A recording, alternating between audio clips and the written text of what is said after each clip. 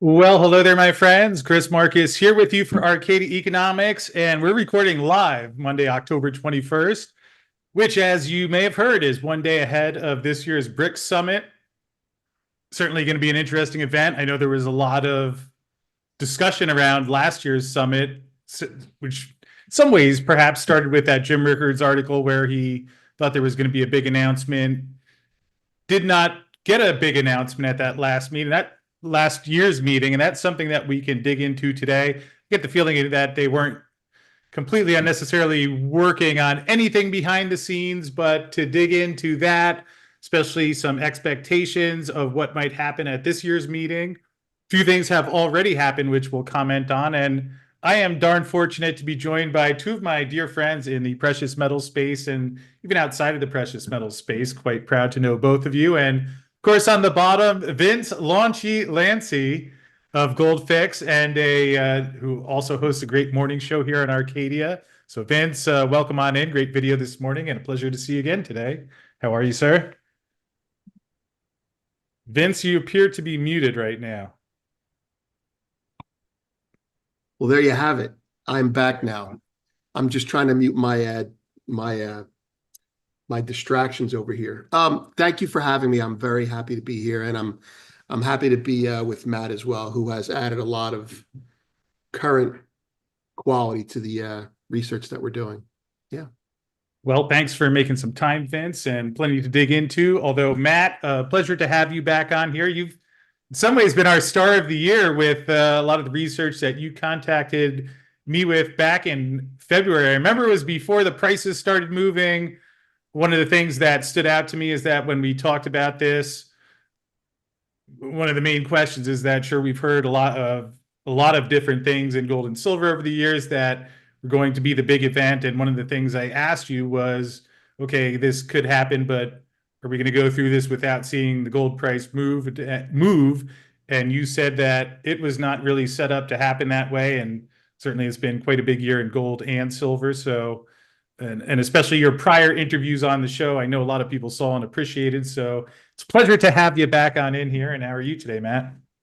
I'm doing great, man. Doing a lot better now that we're chatting. It's an honor, honestly, to have done previous interviews with you and just get to chat with you and Vince. And honestly, I feel like I'm kind of the audience ambassador almost in this respect. Just get to, because I've listened to you both for a while now and get to ask some questions and answer some, just, report what I'm seeing and let people decide for themselves what they think's going on. Well, I appreciate that. And why don't we dig right in? And Matt, perhaps we'll start with you and then Vince, get your take on this too. But Sure. here we are, a day ahead. What are you expecting that we will get out of the next 3 days? Generally speaking, like we talked about before, I think we will see a signed agreement uh, authorizing so at the last summit, they said go forth and, coordinate like what we want to do. And now we're getting to the point where like there's a BRICS Pay Consortium agreement that's out there that was written by some folks in the Russian Federation. And I think we're going to see something very similar to that, if not the exact text in some respects, that is signed by heads of state that gives, when we look at like in military planning, for two organizations to work together and not be the head of the organizations doing all the work, they give what's called direct liaison authority or DERLOF for their underlings, their foot soldiers to go out and do the work that needs to be done to coordinate. And they did that last year with their central bank governors. And now I think they're going to actually outline exactly what their mission is and kind of their left and right limits, and in the document that we'll go into some more, it gets pretty specific about what they intend to accomplish, but a lot of it is already done and stuff that Vince has reported on and I've reported on. You guys have been saying on the show for a while now, and we can go into what's done and what's not and what's kind of aspirational in the future and things like that. All right. Well, I will certainly look forward to that. Although, Vince, anything you'd like to add to what we have there? Yeah, I mean, my perspective is complementary to Matt's. So, uh, what do I think is going to come out of these 3-day meetings? Well, my reaction as a trader is I want to sell the news, and whatever the news is, we've had plenty of time to prepare for it, and there has to be some uh, capitulation, and some of the trading longs will sell. And I do think there's a lot of China speculative longs. However, and this is a big however, I think more is going to come out of this year than came out of it last year publicly. And and I have a sneaking suspicion that although I wouldn't say there's going to be a launch of a currency, I don't know that that's going to happen. I don't think anybody wants that. We're talking about nation states that want multipolarity. They don't want to be under the yoke of someone else's currency or a euro or what have you. I think last year, and as you brought up correctly, uh, Rickards and Pepe Escobar, there was a lot of hype around last year. And hype might not be the right word, but there was a lot of uh, promises that were coming out that would then be countermanded or contradicted by someone more official coming out of Russia. And this year, it's more like a speak softly and carry a big stick sort of thing. And frankly, I was very surprised by that. And I'm just giving you like a feel for it. I think what could come out of it this year is the unveiling of the bones of a new multipolar market structure that puts gold and silver just starting, on a more equal footing with the dollar as a global reserve currency. So, or store of value. I think what comes out of this is the BRICS are going to show the proper face. Look, just briefly, they were given a lot of homework last year, and they did that. They really have put themselves in a position that if they wanted to launch some sort of a big monumental moment, this would be the time to do it if they wanted to. So, All righty. And in terms of things that have been announced, Matt, I pulled this up briefly while you were talking. And I would say my own expectations going into the meeting, I didn't necessarily expect them to launch something.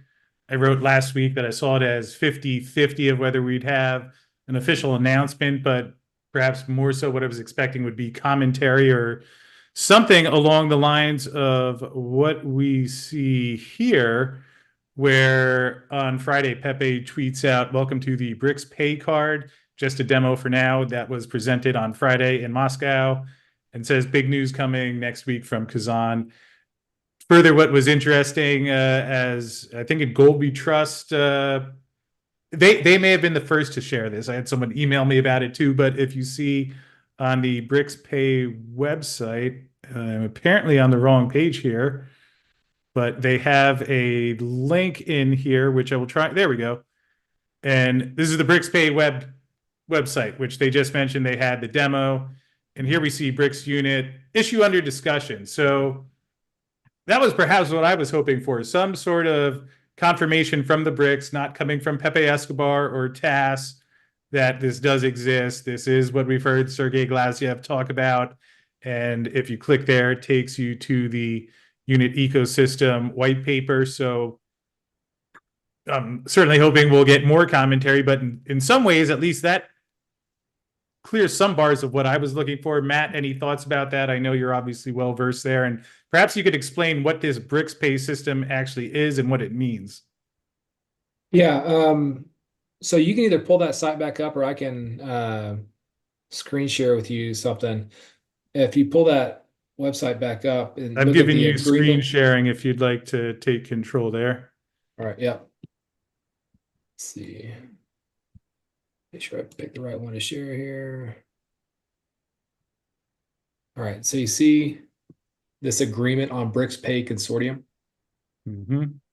All right, that is on that website that you're just looking at. There's 4 links in the top right that go to several different functions. But so the unit, right? And it has a link to the unit white papers website and all that. I'm still sticking with that is not actually the form factor that through which unit is going to be incorporated into any BRICS mechanism. The actual white paper and the research itself, the FX mechanism that is outlined in there for setting currency rates is what's going to matter. And what BRICS, if they explicitly use gold, which I think they will, that FX mechanism is what they're going to use. They could tweak some percentages here or there, but that's the rough outlines of it and how the structure will work on distributed ledger technology, on a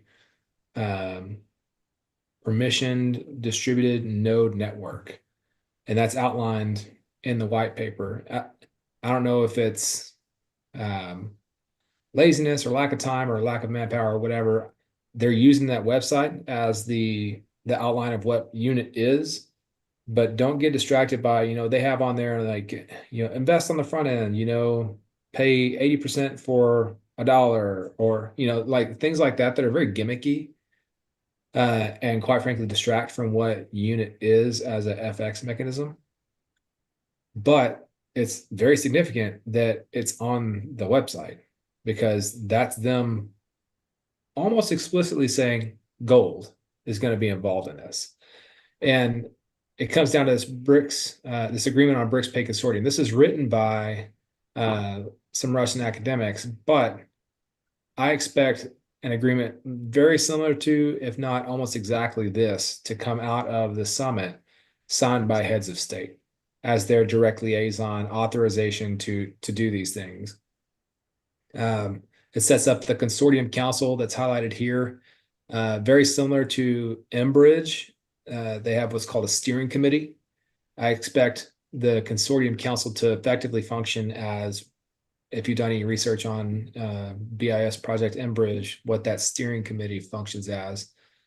They have a legal subcommittee, a governance subcommittee, a technology subcommittee, and things like that. Then further down, what areas are they cooperating on? An international retail settlements and transfer system. That's BRICS Pay, what Pepe highlighted in his tweet. And that card, that people are buying coffee with and, using the QR code and things like that at the summit.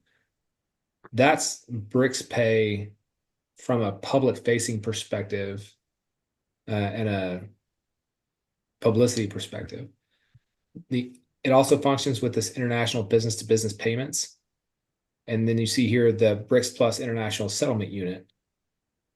And this BRICS International Payment Service that's here is BRICS Clear that they're proposing. That's the most kind of future in the distance goal of theirs, is a BRICS Clear mechanism for trading securities. This decentralized interbank messaging system, or BRICS DCMS, that's done.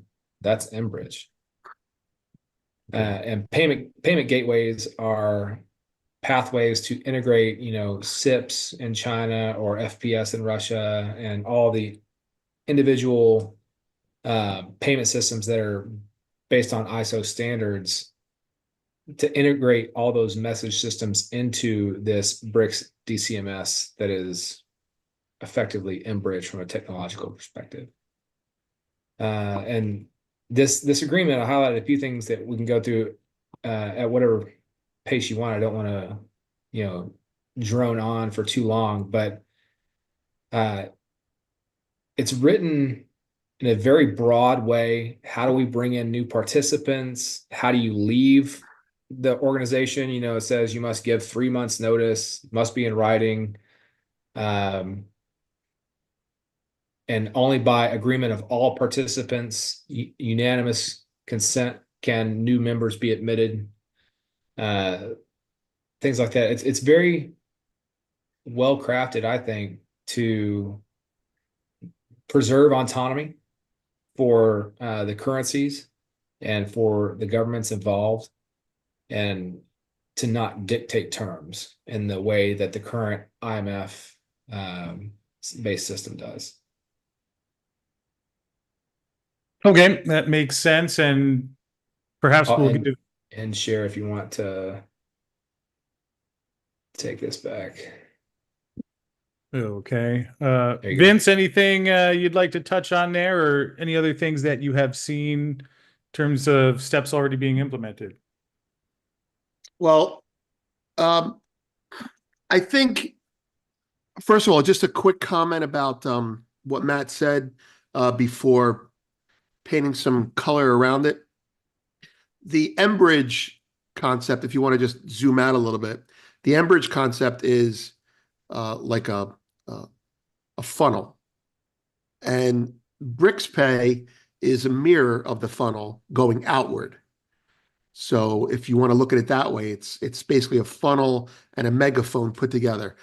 BRICS Pay is properly implemented, considering that it's essentially Enbridge inside out. It's their public-facing Enbridge concept, and they're marketing their product through it. Now, this is extremely, I think it's very important. And the context for why it's important is this. Last year, they were all given homework to do. And this year they did it. They've accomplished what they said that they had to accomplish, and they've done it with little fanfare. So leaving the summit last year in August, all the BRICS were given homework to do. And broadly speaking, the junior members, let's just say everyone but Russia and China, were told, and I read the documents, it was translated from Chinese, but the documents basically said, get your financial house in order. And do that by shoring up your balance sheet, making sure your cash flow is good. And you can submit suggestions for collateral for these baskets that we will be using going forward.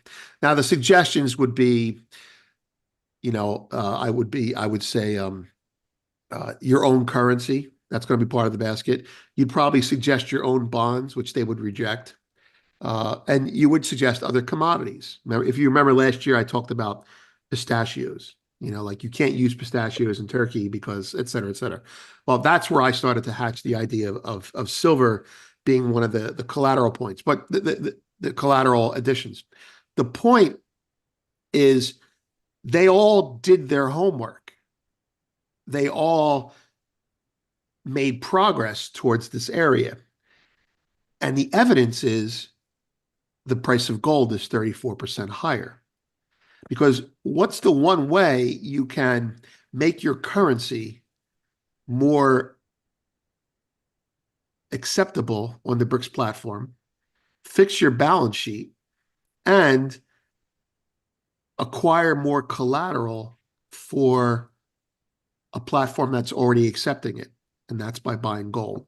The price of gold 34% higher is the proof that they all did their homework. China's homework was a little bit different. This is leading to why everything that Matt said is probably going to happen. China's homework was to do everything they were doing, but China had already done that. China's homework was to internationalize the yuan more. The other junior BRICS, they're concerned about not having a loop. So if they're going to be getting paid in yuan, with this multipolar thing, they want to make sure they can have a use for it. It's not going to just sit in their bank accounts. And China has shown that they're willing to do that by, number one, going to countries and saying, we'll loan you dollars, pay us back in yuan. That creates a loop coming back. Loaning people money in yuan directly, seeding the Belt Road Initiative, because what they need to do is they need to have customers to buy their products since they're not selling them to us anymore. And in order to do that, the currency has to be more international. And they've liberalized gold ownership. They've actually literally connected in China itself domestically. They've literally connected savings accounts to checking, which we all have here in the West. But the savings account in China can hold physical gold. So you can't do that here. But in China, you can take money in yuan and transfer it over to the other account connected and purchase physical gold with it. Now they'll hold it for you. But those things were done. And just speaking specifically about silver, I was expecting silver to become a much more key collateral going forward. And look, if I'm a country like India and I want to show that my money is stable, I'm going to show all my gold and all my silver, and those are going to be considered. So that's what's going on there. Now, Russia, which I think you may have actually broken this, Chris. Russia announced that silver is now one of their strategic assets or reserve assets, along with platinum and palladium. Now, it may not be much. It may not even be a lot of silver if you want to quantify that, but they've opened the door for every other BRICS country to do that. The announcement is a coming out party. Now, bringing it back to what Matt said, they have done everything they have to do with little fanfare for this event. And this event has been underhyped, but over-prepared for based on the documents that Matt has shared with us. That document, and I'm paraphrasing Matt here from a conversation we had, that document is a contract that they've already agreed to. And this event is a signing ceremony for that document, I think. Exactly. That's basically it. You don't put that out there unless you've already agreed to it. You're looking at the contract, right, Matt? You're looking at the contract with some terms left out. What's the basket? What's this? What's that? So like with regards to the unit, Matt made a point. Everyone talks about the unit and for good reason. The unit was, and this is my opinion. I have nothing substantive to add, just except on my appearance. The unit has polarized people, right? Matt, Chris, the unit it's a scam. Well, yeah, you know what? If you look at the website, you say it's a cheesy, scam. It doesn't look very valid. And you can dismiss it and say, oh, it's garbage. It's Russian garbage. But then it's linked to the actual BRICS Pay site. And even though it's not integrated itself in the BRICS Pay site, it's there letting you know that we're connected on this. And the terms in the unit, whether you think it's feasible or not, are already included in the contract, minus the terms, minus the actual percentage breakdowns. So the unit is a marketing tool. We're all talking about it. That's because they want that to happen, and it's getting out there. And just as an aside, the unit is based on loosely based on Keynes's Bancor concept in the 40s, which was called I think he actually called it the unit as well. So they're not doing anything new, and it's already a proven model. Anyway, et cetera, et cetera. I think what's going to come out of this, separate from the markets themselves, is you're going to see a unified front that's going to be more of a threat to U.S. global reserve currency status. So that's what's going to happen. To kind of riff on that a little bit there, Vince, one of the things that is different in how they're kind of speaking softly but carrying a big stick, like you said, is if BRICS are to come out and say, this is a sword with which we want to, cut off the head of the snake, we're going to dethrone the dollar and down with America and all this, anything like that, not only is the aggressiveness and combativeness not really welcoming to smaller participants, but it also gives the existing IMF G7 based financial system a boogeyman to point at. Right. So they're trying to just do it quietly in the background. And if you see what's going on, you're like, man, that's significant. That's a huge deal. But they don't want to give bold, aggressive statements with which they can easily be vilified and turned into propaganda in the West. That's right. Can I add to that, Yeah. to what you're saying? If China's style is to be low key and just do it, right? And if China, not talking about Russia, Russia is over the top and propaganda oriented. To keep it laying low protects your weakest partners, which is what you're saying. It's not a corporation, it's a consortium, it's a cartel, if you will. It's a cooperative, if you will. And so the weakest partners in the BRICS are constantly watching China. I'll give you an example of how China has gone out of their way to make sure that they don't feel threatened. Because let's face it, we could damage them economically. One of the problems that the junior BRICS members had with using gold as an asset was the price. The price can be spoofed or manipulated or have adverse movements in either direction. And one of the solutions that they've come up with for that, and it's a concession on China's part, is we're not going to use the price day to day. We're going to use a moving average. And so that hurts China because they have more gold, right? And it helps the BRICS because they don't have the other BRICS because they don't have to worry about, oh, gold's down $50. I don't have enough money. So they're using moving average. Everything that China and Russia begrudgingly have done is to protect the weakest in their team. So I think it's significant in that Russia is hosting this, and there's been no fanfare. I mean, where's the Pepe Escobar telling us that there's going to be I don't know. I'm a little bit suspicious. I think something significant's going to come out of it, even if there isn't any announcement. And like you said, making an announcement only draws the attention of the West.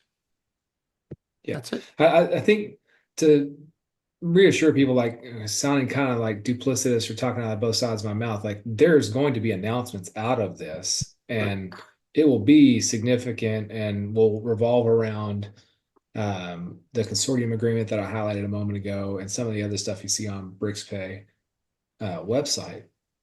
But it's not going to be. You'll notice in other announcements they refer to kind of other hegemonic currencies or unfriendly currencies. They don't say dollar, they don't say euro, they don't it's termed in a way that's they try to make it more palatable to the West so as not to offend foreign leaders. It's almost like they're making sure that they can say to their erstwhile competitors, the IMF, for example, listen, we're not going to name any names, so we don't want you to have to defend yourself. Yeah. We're not going to stir up the hornet's nest. I think the West is involved indirectly. They know what's going on. But anyway, I'm sorry. Yeah. Well, here's a follow-up question on that, which something from the first Pepe Escobar article that kept in the back of my mind, where he mentions, as it stands, the priority for the unit conceptualizers is to inform the general public about the new system. So not saying that disputes what you were saying, although would love to hear how that reconciles with what you both just mentioned. And Vince, would you like to take that first? Yeah. Let me just read this out loud. As it stands, the priority for the unit conceptualizers, whom I followed for over a year during several detailed meetings, is to inform the general public about the new system. I don't think that contradicts what we're saying at all. Maybe I'm misreading this, but he's saying, as it stands, the unit conceptualizer's job is to inform the general public about the new system. That's marketing. I see that as the unit is a brand. Here's what it is. It's separate from the BRICS. So if you want to attack the unit, that's fine, but that's what we're using. I don't know. That's my take on reading that. Am I off, Matt? No, I'm absolutely with you. It's the unit website and the creators of it are not necessarily a publicity stunt, but they are the publicity arm of the unit FX concept.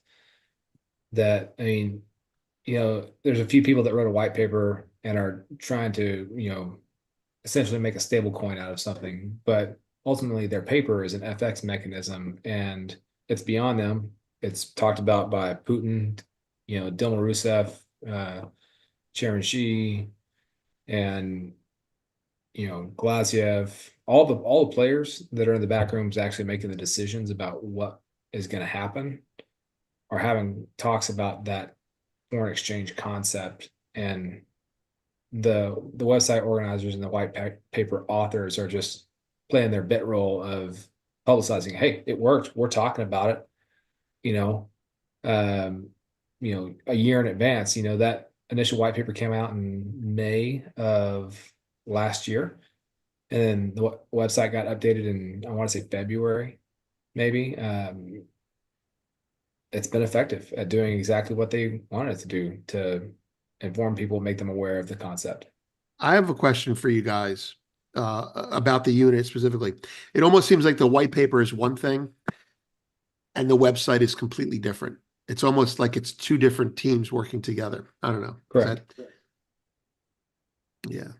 Okay. And one of the few areas where I think perhaps you guys have had a different view, Vince, I know you've mentioned and you talked about before how you see some other commodities eventually taking a role inside there somewhere. Matt, I think that the last time we talked, you were not of that view. And Matt, perhaps I'll toss that to you first. Any thought on whether there could be other commodities involved? Um, Don't I worry, don't think Matt. there'll There aren't going to be be any other commodities involved. Go ahead. Say it. I There don't aren't. think there will be other commodities involved in units specifically, in the foreign exchange mechanism specifically. Now, how those other commodities and assets are valued versus gold, which in turn via the unit means how they're valued versus other currencies. Um, there will be some more fixed ratios between certain commodities, I think. Not so much grain or even oil to an extent, because um, of different grades and different transportation costs and things like that. But silver and copper, other precious metals, things that are atomic. Basically, if it's on the atomic, the table of elements, then I think it has a much better shot of being in the basket. Cobalt is an important element, lithium, uh, things of that nature, because they are quantifiable. There's no discussion or debate about purity or which is better, Ukrainian wheat versus Russian wheat, or WTI versus, you know, Venezuelan heavy crude, or anything else like that. They're atomic elements. I could see things like that having more fixed rates reference to gold, but I don't think it will actually be in the FX concept. That's right. Can I add to that, Chris? Yeah, yeah. Please, Vince, please. Um, Look, that is spot on. And first of all, in terms of our differing, when we started looking at Enbridge and the unit, their initial conversations were, we're going to create a basket of commodities, which was very similar to what the IMF tried to do or was considering doing. And in that basket would be, let's just say, three commodities: energy, let's say oil, wheat, and gold. And they wanted those commodities to be weighted economically uh, based on their use. The problem with that, there's so many problems with that, and they figured that out. That maybe someday you can figure out a way to put MMBTUs or volts or watts or work in the basket, but you can't do it with commodities that are consumed, right? Yeah. Again, we're approaching it from a different perspective, but it's the same thing. If it's on the atomic, if it's an element, it's not destroyed. So you can't use carbons or hydrocarbons. You can use energy. What they figured out relatively early on is that the concept of adding commodities that were industrial, this is the key to commodities that cannot go in the basket. Industrial, irretrievably consumed, okay? And fungible. There's substitutes for them, and they're perishable. So that removes everything except gold, including silver. It removes silver as well. Gold is, I say this with love, gold is useless. It's too expensive to use for anything. And so it must be a store of value. You can't use wheat. You can't use oil. You may want to, but you can't. And so they figured that out relatively early on and said, all right, we're out of all this commodity nonsense. Let's just go with gold. Now, two things came out of that, in my opinion. The first is they realized that all other commodities can't be in there because they're perishable or fungible or usable. The second one is they announced that they're going to use gold in their Enbridge FX mechanism, as well as their own currencies, for commodity trades only initially. So I'm going to buy oil from Saudi Arabia with gold. I'm going to buy wheat from Russia with gold. And when you do that, you create what Matt's talking about. You create a more natural, homeostatic relationship between gold and other commodities. So, for example, if you're a silver person, even if silver is not in the basket at all, even if it's not bought by any other country, if silver is used industrially, I'm not calling it monetary for this, if silver is used industrially, and the industrial use of silver and oil creates value on Earth, well, that value is stored in gold. And so the ratio between silver and gold goes from 80-1 to a more natural occurrence in nature. So the ratio of gold ends up becoming more natural with the energy and the silver and the copper that are out there. Now that's you're going to see a return to reality as financialization gets removed and these commodities start to, gold becomes the hub. It's a commodity. It can't be destroyed. It has a quality that all other commodities don't, silver accepted. And all other commodities are derived or from gold in that respect. So that's the other thing. Now moving to silver specifically with regards to the currencies. I don't think any other currency, any other metal is going to be in the basket. I don't think anything else is going to be in the basket except for, let's call it what it is. Let's say there's two countries. Gold is in the basket, China's yuan is in the basket, and the Russian ruble is in the basket. Let's just say that's the whole basket. 40% gold, 30% China, 30% Russia. Now, let's pretend China and Russia are negotiating right now behind the scenes. I want 40% of my currency in. I want 20% of your currency in. How do you protect yourself to make sure that your currency remains stable relative to your, in this case, negotiating friends? Well, you buy gold. So if I'm a weaker country and I say, all right, I need to make sure that my currency is worthy of having market share in this basket, you're going to solidify your balance sheet by buying gold. And then you're going to say, what's next? What's the closest thing to gold? It's industrial for sure. But at $33 an ounce, it's industrial. Silver's not industrial at $1,000 an ounce. I'm not predicting that. My point is, when it gets to a high enough price, it's just not used anymore. It becomes a store of value. And you're going to see countries that don't have a lot of gold. Let's pretend you're a small Latin American country with a lot of indigenous silver, but no gold. You're going like this to China and Russia. Hey, guys,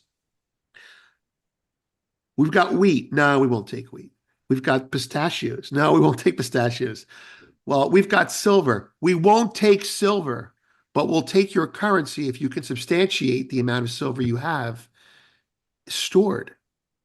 Every country wants their currency in there. And so they're going to buy gold and they're going to buy silver and they're going to do that. So Yeah, you think I about a guess what store I'm of saying value. is, I'm sorry? Vince, for example, what does a barrel of oil weigh? About 500 pounds, give or take, Yeah, 100 pounds here or there. I don't know. Um, okay, $80. How much does $80 worth of silver weigh? Less than right, 3 ounces. So when it comes to transport, storage, the storage cost of storing value for industrial purposes, for energy purposes, for monetary purposes, gold is the king, right? But from a value perspective, silver is clearly the next thing on the food chain, and there's a significant gap between it and everything else. It's not like it's just a leader of a pack. There's a big gap between silver right, and everything else. right. Now, to add to that, as a fan of palladium and platinum, a fan of platinum, not palladium, people will say, and I'm not anti-platinum, why isn't platinum number two? And I want to just say that one of the reasons platinum isn't number two is because it's too soft. If you rub it, you lose atoms. It can not evaporate, but if you have platinum jewelry and you take it to be polished, it comes back lighter. So platinum is not suitable as a monetary metal, and it's really too important industrially. Silver is the prince. There's nothing after gold except silver. So um, that's right. I mean, you can't use oil. You can't use natural gas. You have to use something else. And so I agree. All right. And Vince, I also appreciate you finding a way to get pistachios into that arrangement as well. I knew you could do it. We talked about it so much in the beginning. I'm like, what? Very mercantilistic answer on your part. So I appreciate that. And I Exactly. know the Yeah. fans at home are loving that. The world Um, has to export. Pistachios are going to go up in price if we don't continue to buy Turkey's pistachios. What else do Yeah. they export? Rugs? I mean, I don't mean to demean them. I'm just saying, Great shotguns. that's right. right. That's right. Well, we'll look forward to Pistachio Fix in the near future and That's right. other things that you cover. But last one, as we start getting ready to wrap up here, I suppose I guess we've covered where it stands, but Matt, I know you've been of the school of thought that obviously that it's not a done deal. So we don't know if it goes through. We don't know if it goes through successfully, although in our conversations this year, you felt that there's a pretty darn good chance of it. Everything seems to be going on track and that you ultimately do expect the unit to go through. Is that still the case? And when would you think that something like this would conceivably be launched and begin operation? Any idea on a timeline of how far out that might be as part two of that question?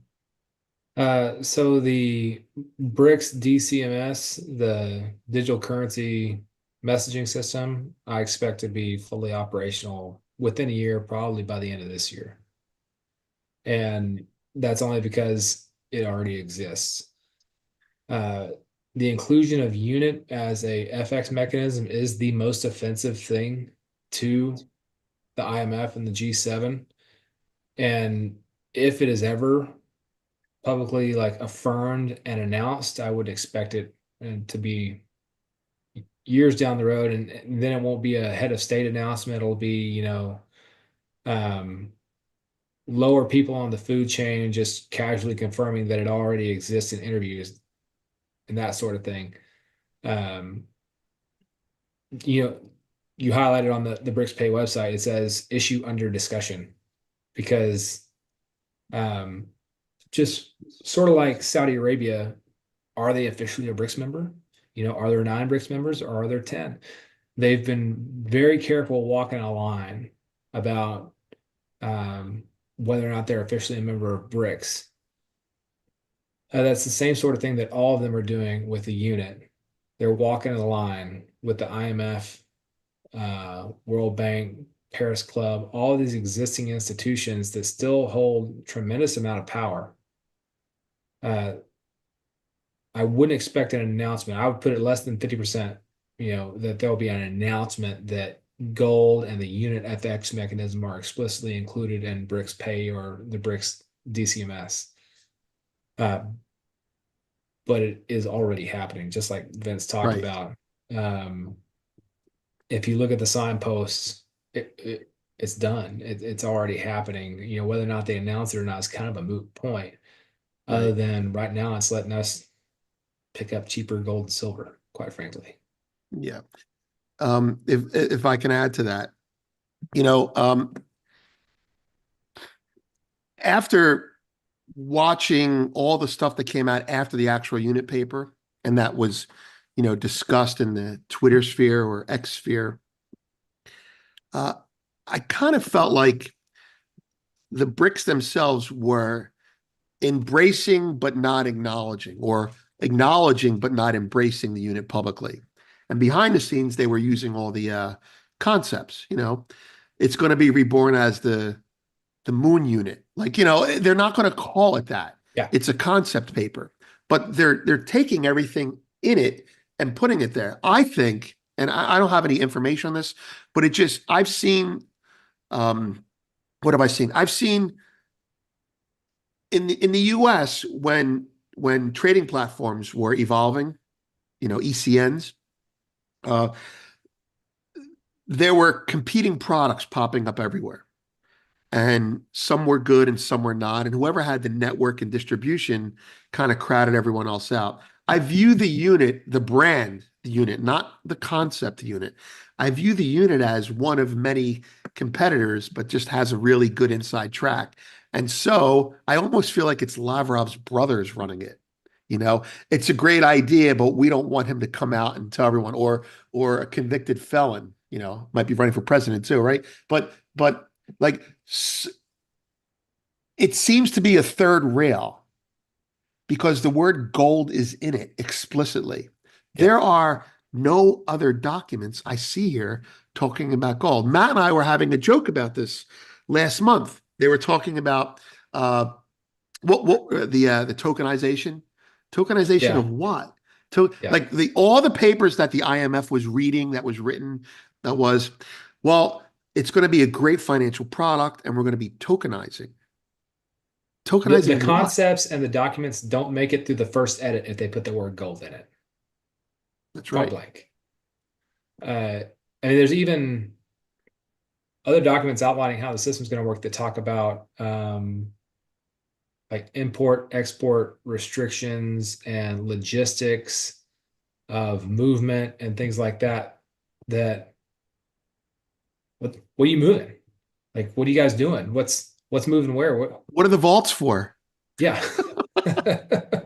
Like, because the rubles and the yuan that countries possess are on a balance sheet. It's not like they're printed, right? You don't need a vault for them. Yeah. Yep. And I know I said last one before, although I think people will be glad to hear your thoughts on this. Matt, we discussed earlier today about how our conversation earlier this year where asked, will there be an impact in the gold price? So we'll make this a two-parter. A, do you think basically what we have seen here, as I will pull up our gold chart, I got it somewhere in the background with quite an impressive rally, which I think in terms of gold history, in some senses, I wonder if what we've seen in 2024 isn't in third place behind 1980 and 2011. But anyway, Matt, we talked somewhere mid-February, so price was under $2,100. A, do you think that this rally that we've seen here, in terms of what actually is accounting for it, that the majority of it is the things that we've just been discussing for the last hour? And I guess part B, do you anticipate that as this continues to progress, that we'll continue to see the current gold price unable to sustain the demand? Yes to both. Short answer, then we'll go into more depth. Yeah, gold's going up and it's not done going up. This shouldn't come as a shock to too many people that are watching this video. Their initial target is probably somewhere in the low 3,000s from a liquidity perspective. And beyond that, the speed at which it grows and how large it grows, just purely talking in dollar terms, it's hard to separate that as, because we've all been so ingrained to think of things in dollar terms. Gold relative to real estate, gold relative to energy, gold relative to food, and other commodities is going to continue going up to roughly what we consider, low $3,000 range. And from that point forward, the growth of gold value versus other assets is going to be mostly tied to BRICS countries' rate of consumption increase. As the Chinese and Russian, Indian, Middle Eastern states, Southeast Asia, Malaysia is likely going to be one of the emittents this time around. As China really begins producing in the factory of the world the things that those countries want and need, and not so much what the G7 want and need, as those countries within the BRICS-backed financial system start to increase their consumption and the flow rate of finance through their economy, gold will need to increase in price to accommodate the liquidity needs of that economy. So it will continue this kind of path that we're on, I think, into the low 3,000s more than likely, as far as the rate of increase, hitting that number somewhere around the end of the year into the beginning of next year. But then I expect it to flatten out a little more and depend more on the actual growth of consumption and manufacturing in BRICS nations. Okay, makes sense. And Vince, any thoughts on that? Yes, actually, some specifics to add to that. What will happen to the gold price? What should happen to the gold price, given these things that are going on? Well, first off, just to get it out of the way, just to tag on something that I wanted to mention before. During the whole East-West divorce, the US and the rest of the West had to rebuild supply chains. And we removed Russia and threatened to remove other countries from our payment chains. And payment chains and supply chains mirror each other. And so we're rebuilding our supply chains, and the BRICS are building payment chains. That's all this is. They may have all the natural resources, but unless they can make things move quickly and efficiently, they'll have deflationary crises. So the first thing is they have done that. They're moving towards doing that. And I believe this time, with regards to gold and soon silver, you're going to see the monetization of gold publicly. That's what BRICS Pay is. Now, to answer your question directly, what happens to gold? I can only give you actual empirical evidence, and you can make your own decision. Yesterday, I read an article by Ross Norman of Metals Daily. Now, Metals Daily is a publication that most of us are familiar with. But, Ross used to run Sharps Pixley. Sharps Pixley was the biggest brokerage firm in London at the time. And his clients are the bullion banks, and they are the buyers of metal. He's very well versed in the physical side of the market. I'm going to give you now some calculations on physical gold that's disappeared over the last 7 months. And it sounds like I'm being conspiratorial. I'm not. These are his words, not mine. I mean, I've confirmed them. But since March 1st of 2020, this translates into higher gold price. Since March 1st of 2024, gold miners have produced about 2,125 metric tons of fresh new metal. That's your new supply. Refiners have added 720 new tons from scrap. That makes a total fresh supply of 2,845 tons. But over the 7-month period between March 1st, I picked that, as does Ross, because that's when China started buying more aggressively and macro discretionary started buying. Over that 7-month period, of the 2,845 metric tons, we can only account for half of where that metal went. Half. I'll give you some numbers. Everyone who's following along can write them down. Global ETFs took in 194 tons net. Central banks have reported 136 tons. Now, central banks don't have to report to the IMF. That's one of your slippage areas. Shanghai in China, which is a good proxy for domestic demand for jewelry and investment, has absorbed an additional 730 tons. Europe is not showing much anything to move the needle, Germany specifically. So for a fresh supply of about 2,850 tons, we can account for only about 1,480 tons of buying from gold's key markets. That's 1,400 tons that are missing. That's why gold's 34% higher and not 15% higher. Now, let's take it a little bit further to give you an idea of where gold's going. Let's pretend that all the CME longs are going to take delivery. That's an additional 483 tons of fresh gold longs. If you add that 483 tons to the 1,480 tons, you still come up 1,000 tons short of the 2,850 that I mentioned earlier.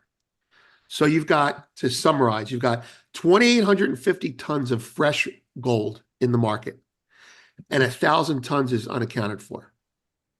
Where did it go? And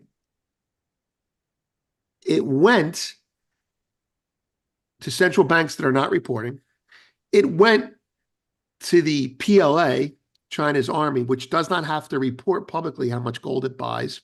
It went to China, which is buying gold, as Matt and I have discussed before it's hitting the market, so it doesn't disrupt price. Buy it before it's a finished product. And this way it doesn't hit the public pricing mechanism of the exchange.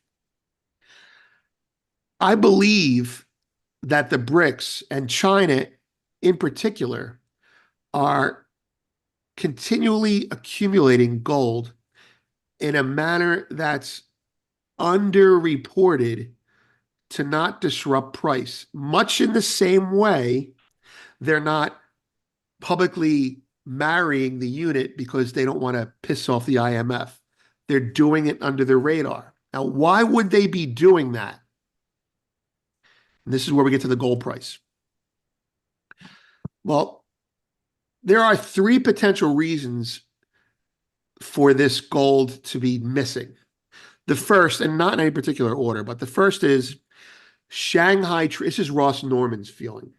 Shanghai traders are managing the market. They're crushing the bullion banks. They are cornering the market. And there's truth to that because, the Chinese hunt brother that I call him at Chengtong, he's basically an arm of the government. He's allowed to buy what he wants to buy. So let's just say that Chinese Shanghai traders are accumulating more than they normally would. Why not? If you know the government's buying, front run your government with their blessing. Number two, and this is the one where I come down on the most, the BRICS need more gold for collateral in their project. And they're not done buying. That's why gold is up 34%, but it could be up 54%. 1,000 tons is underreported. The third reason for underreporting the gold while you're buying it, and this is a direct attack on the dollar, not an overt attack, but it's a substitute for the dollar. China, Dubai are looking to take more pricing power of gold from the West without drawing attention. So what does that do? It hurts London as the gold hub. Shanghai, Hong Kong, and Singapore will replace gold. Singapore is Switzerland. That's where the gold's going to be stored, and silver as well. The other thing is, every time you knock out an exchange or a commodity pricing ability, you are removing dollars from the mechanism. So In 2 years, you'll start seeing, I mean, I'm being careful. In 2 years, you'll start seeing gold priced in yuan. You'll start seeing gold priced in something else. And it will be on the screen next to in dollars on CNBC. And that will be the marketing tool that destroys the hegemony of the US dollar. I think that the missing 1,000 tons or more, being generous, is being bought by Saudi Arabia, China, Russia, perhaps India. And there's already proof of that. 160 tons were bought over the last 2 years that we caught going into Saudi Arabia. That's what we caught. And that's only because we have information from Swiss refiners. Right, exactly. And what did the Saudi Arabians do in the last couple of years? They announced they're building their own refineries. This is not a one and done deal. They're not buying gold and they're done in 2 weeks. This is ongoing, and it's going to be for, decades. That's what we've seen bought. Now, just to bring this all home, to put a number on it, that I'm not swearing by. Goldman put out a report recently. It's actually a very good report. I mean, it's a clarion call for everyone to buy gold in the U.S. So it's a little bit of a marketing tool. But they said for every 100 tons of demand in gold, they calculate that the price conservatively should appreciate by 2.4%, assuming that the 100 tons comes in over a period of time, not all at once. What happens if another 1,000 tons just were to be bought tomorrow? What would the price of gold do? 24% because it's 10 times 100? 200% because it's happening all at once? Gold may be overvalued going into the BRICS event, but it's undervalued over the next 5 years. That's just a fact. And my position reflects that. Well stated, and certainly it's exciting times in the gold and silver world. Obviously, some less than ideal things that have brought us to this point, but gentlemen, I sure appreciate you putting some color on this ahead of the meeting, or the summit rather, which begins tomorrow and will last through Thursday. So unless anyone had any final thoughts they wanted to include in there. I just wanted to say something to kind of rip on what Vince talked about, supply chains versus payment chains. And unfortunately for us in the West, a financial payment chain is, in my opinion, much easier to, it's hard, but it's much easier to produce and replicate than an actual supply chain, because a payment chain is finance and currency, whereas a supply chain is labor and commodities, actual production. And to reindustrialize the G7, or just to be more specific, to reindustrialize America, is going to be more challenging and a longer term operation than it is for China and other BRICS participants to institute independent financial payment chains. And as they're replicating payment chains, we're trying to replicate supply chains and the commodities and labor involved in that. As the financial iron curtain is going up between the G7 and the BRICS, that, all the political nonsense aside, they're importing votes and, they're trying to destroy culture. And there's some truth to all those things to various degrees. At its core, it is about the economics of it. The G7 leaders are trying to import labor because we're getting cut off from our access at the same pay rates to labor within BRICS countries. So we're bringing that labor to us. That's right. In very disruptive and chaotic ways. And it could obviously be done much more ethically and professionally. But that's the real crux of what the migration and immigration that we see going on within the EU and G7 at large is really about. Can I add to that? Because that's really a good point. Do you remember the immigration part? Do you remember NAFTA? I mean, we're old enough. Some of us are old enough to remember NAFTA. Yeah. NAFTA was all about the United States putting its labor force outside the country. So the company moves outside the country to find the cheap labor. So we went to the labor, we went to the supply chain, and we colonized the supply chain, to use a pejorative term. When we'll use the Iron Curtain, right? The financial Iron Curtain goes up. You can't just move your company to another country and use their labor.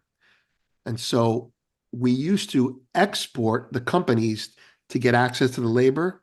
Now we have to import the labor to rebuild the country. It's completely flipped. So it's a lot Or you harder have to to build. pay American labor a lot more than you're currently paying them. That's right, and they're hoping that we don't go back to work. To put a simple point on it, it's a lot easier to write some code than it is to build a factory. A friend of mine out of Argentina made that clear to me. I would come up to him with a new model, like, let's pretend that I'm building my payment chain, and I come up to with a new model, and I would say, I built this. What's it worth?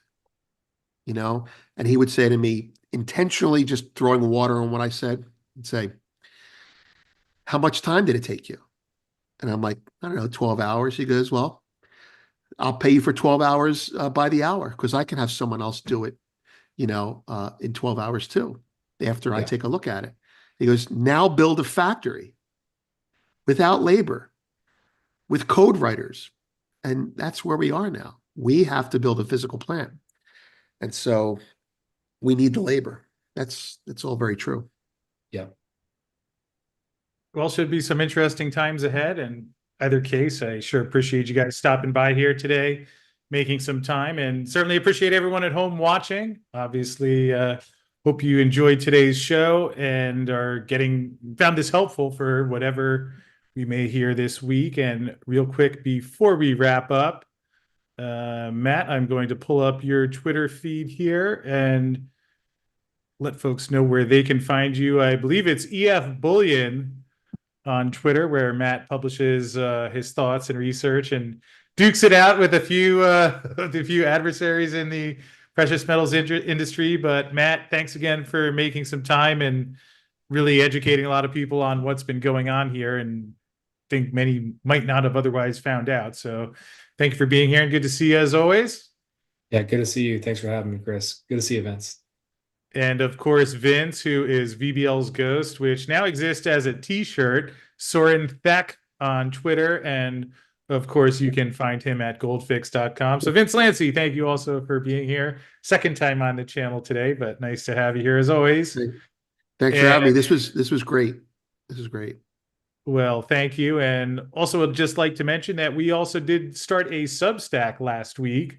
It's goldandsilverdaily.substack.com, where we have a written piece going out each day that I think so far people have been enjoying, including one we had last week about some potential ramifications if the unit does move forward that we did not get to in today's call, although I'm sure be discussing with you guys in the months and years ahead. And anyway, you can find us at goldandsilverdaily.substack.com. And with that said, we will wrap up for now, but hope you're all having a great day out there, enjoying nice time in the gold and silver world, and we will catch up with you again soon.